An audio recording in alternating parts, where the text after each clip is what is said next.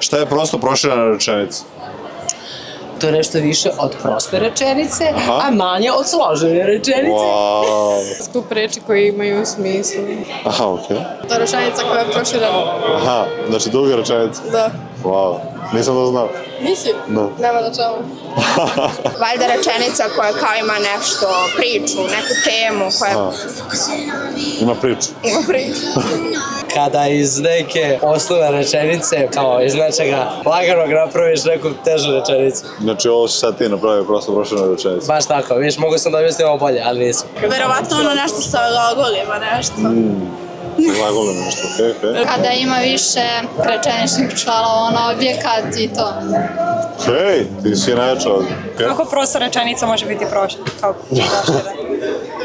Kako je to moguće? Brz, prosto proširena rečenica. Pa, Ne znam ni ja uopšte.